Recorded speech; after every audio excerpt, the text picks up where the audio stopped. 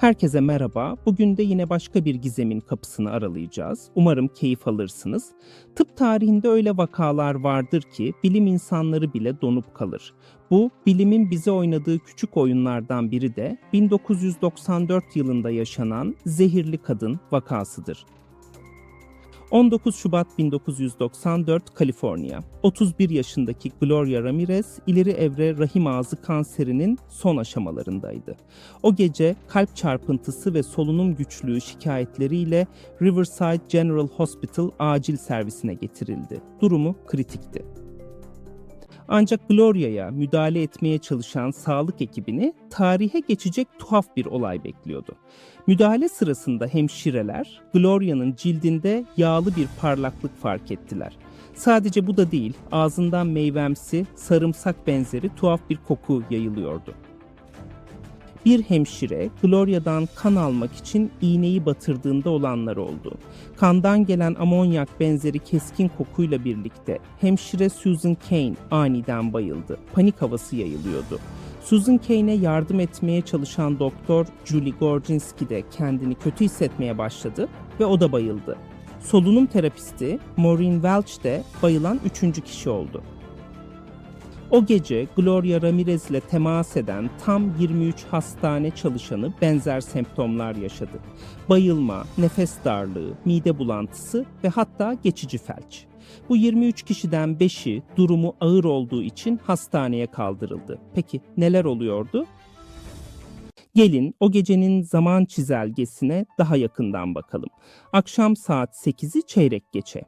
Gloria Ramirez acil servise getirildi. Yaklaşık 8'i 20 geçe. Durumunu stabil hale getirmek için ilaçlar verildi ama yanıt vermiyordu. 8.30'da. Kalp ritmi tehlikeliydi. Defibrilatörle şok uygulandı. İşte tam bu sırada 8.45 civarı hemşireler o tuhaf kokuyu ve parlamayı fark etti. 8.48 hemşire Susan Cain kan alırken koku geldi. Şırıngada tuhaf parçacıklar vardı ve Susan Cain bayıldı. 8.50 Dr. Gorginski bayıldı. 8.51 solunum terapisti Maureen Welch bayıldı. 8.55 acil servis derhal tahliye edildi ve ne yazık ki yaklaşık 9.15'te Gloria Ramirez hayatını kaybetti. Peki bir insan vücudu nasıl olur da çevresindeki 23 kişiyi zehirleyebilirdi? En çok kabul gören bilimsel açıklama Lawrence Livermore Ulusal Laboratuvarından geldi. Teoriye göre her şey Gloria'nın kanser ağrıları için kullandığı bir maddeyle ilgiliydi. DMSO yani dimetil sülfoksit. İddiaya göre Gloria'nın vücudunda biriken bu DMSO normal yollarla DMSO2Y yani dimetil sülfona oksitlenmişti. Bu madde daha sonra Gloria'nın kanında da tespit edildi. Asıl zincirleme reaksiyon ise hastanede başladı. Gloria'ya solunum sıkıntısı için oksijen verildi. İşte bu oksijen hipoteze göre vücudundaki DMSO2 ile birleşerek onu çok daha tehlikeli bir maddeye dönüştürdü. DMSO4 yani dimetil sülfat. Dimetil sülfat son derece zehirli, aşındırıcı ve kolayca buharlaşabilen ölümcül bir kimyasaldır. Teoriye göre hemşire kan aldığında şırınganın içindeki basınç ve sıcaklık değişimi bu kimyasalın anında buharlaşmasına neden oldu.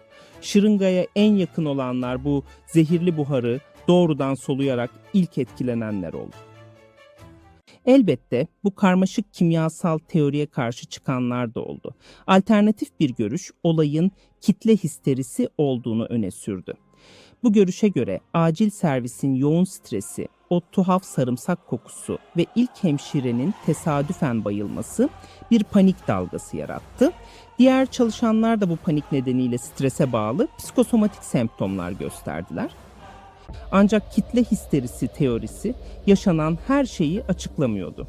Özellikle Dr. Julie Gorginski'nin yaşadığı fiziksel hasar çok ciddiydi. Dr. Gorginski haftalarca hastanede kaldı. Hepatit ve pankreatit teşhisi kondu. Daha da kötüsü kalça kemiklerinde avasküler nekroz gelişti. Yani kemik dokusu öldü. Bu semptomlar basit bir kitle histerisiyle açıklanamayacak kadar ağırdı.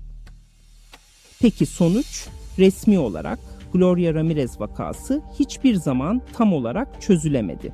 Yapılan otopsi kanserin yarattığı tahribat ve cesedin hızla bozulması nedeniyle sonuçsuz kaldı.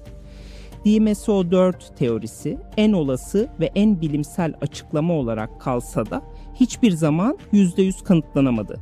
Gloria Ramirez'in ailesi ise hastanenin ihmali veya toksik bir sızıntıyı örtbas etmeye çalıştığını savunarak dava açtı.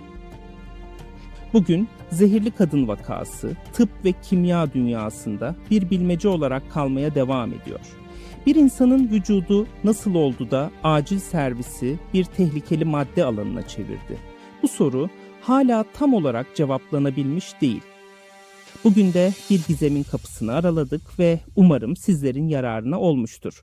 Böyle videoların devamının gelmesini istiyorsanız lütfen beğenmeyi, abone olmayı ve paylaşmayı unutmayın. İlgili yazımın linkini aşağıya bırakıyorum. Oradan da ayrıntılara ulaşabilirsiniz. Çok mutlu olun, çok gülün ve hiçbir şeyi kafanıza takmayın. Çünkü takınca da bir şey değişmiyor nasılsa. İyi günler dilerim. Bir sonraki videoda görüşmek üzere.